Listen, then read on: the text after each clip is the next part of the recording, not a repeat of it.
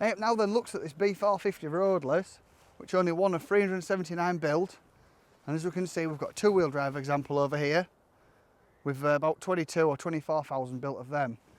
There is a few little subtle differences that I was going to walk you through and show you what to look out for. The first prototype was built in May 1961 at the Roadless's depot in Hounslow, then sent to the International Harvester factory in Doncaster to be inspected. It featured the same front axle as the Super Majors, however it wasn't possible to just simply split the McCormick and add in a sandwich plate style transfer box between the gearbox and final drive, so a side drive unit was then specially made to be bolted onto the side of the gearbox. One Selene agreed International Harvester could market the tractor anywhere in the world, even Italy, as nearly almost 50% of the B450 range was exported. The first 25 four-wheel drive were then built up at Hounslow in the October of 1963. After that point, the kits were just supplied direct to the Doncaster factory where the B450s were built to order. I wonder how many of these beauties remain today, as I've only ever seen 4 in the flesh. The first one was at the 2013 Great Dorset Steam Fair, and it features power-assisted steering, a mechanical fuel pump, side lights, and it looks to be a side engaging 4-wheel drive lever. The second one I came across was at the Welland Steam and Country Rally in 2022. It was a 1966 model. It featured a Sims mechanical governor and also featured the sliding bar which was on the previous tractor for engaging 4-wheel drive. The third one I saw was exactly 10 years later at the Shrewsbury Steam Rally in 2023 on the back of this wagon, and it features side lights along with a Sims fuel pump. However, it didn't have power assisted steering, but it did have a push and pull lever instead of the side lever for engaging 4-wheel drive, which we can see there. And this, the fourth one, was saved by its previous owner from being standing in a field for over many years before he managed to gather it up. In the last 15 years the engine has been rebuilt, new mudguards fitted along with a radiator and tyres on all corners. After Ian Murr gave me the contact details of this original tractor, which we arranged to have a ride up to go kick its tyres and see what sort of condition it was in.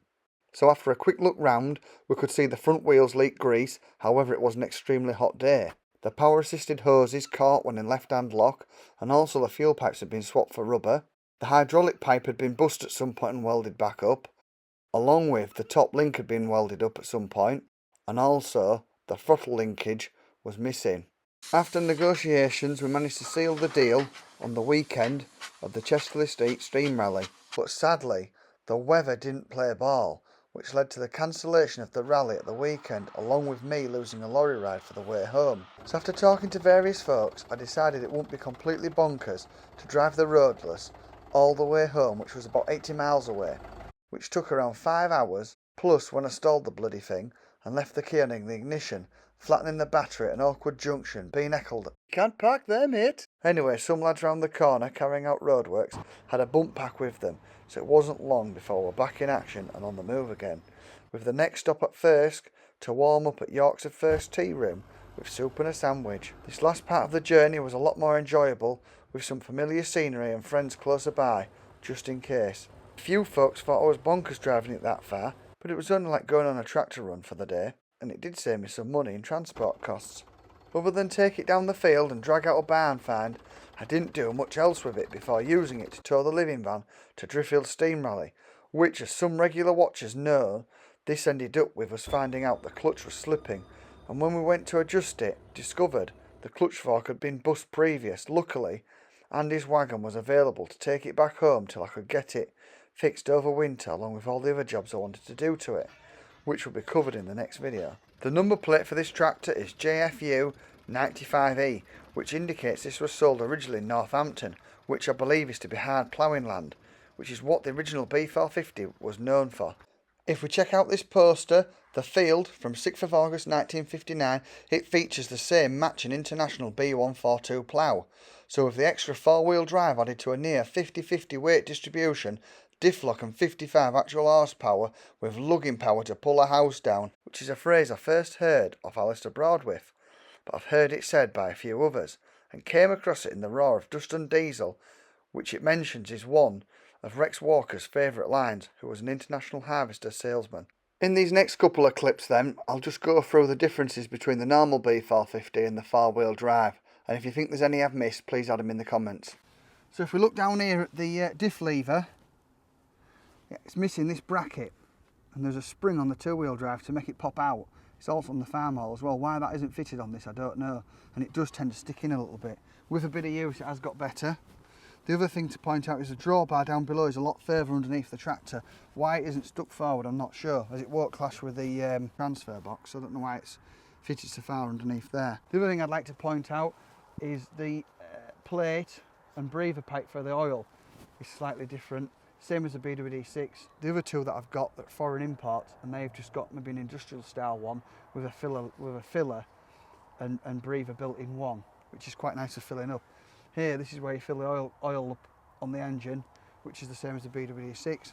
The pump looks ever so slightly different, but pretty much is the same principle. The lights are on the right bracket, although the light is a lot newer. The front axle is obviously a second-hand World War II axle off some kind of truck that they reused. Pretty much similar to a Fordson. As we come round the corner to here, note this one has power-assisted steering. The only one I've seen this to have power-assisted steering was the one that I saw at Dorset. It has got a slipper clutch on. Most of the ones I've seen seem to have slipper clutches on. There does seem to be two different style designs on the handles. So this is a pull and out lever, and I think this is the later ones. The earlier styled ones seem to have something down there that connect to a sliding lever, which would probably be a lot easier to get to, I would think, but maybe cost a bit more to produce.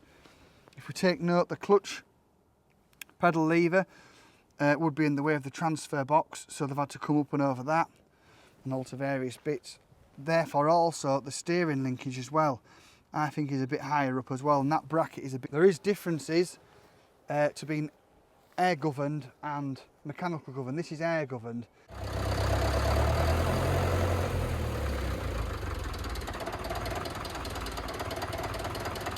If you were to buy one, I think I would prefer mechanical governed. They sound nicer.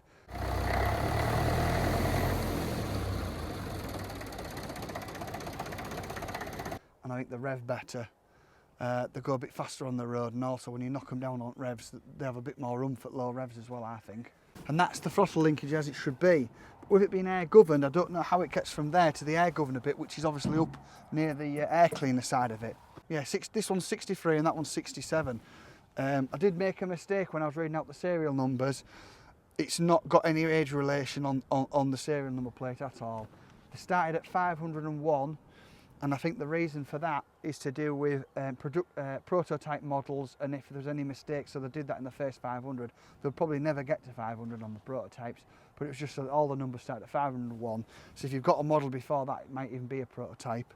If you take note then of the side of the gearbox here, you'll notice there is no blank plug or anything like that to bolt a transfer box on. That's the McCormick B450 Roadless tractor, a testament to innovation. If you think I've missed anything out, please do drop it in the comments below.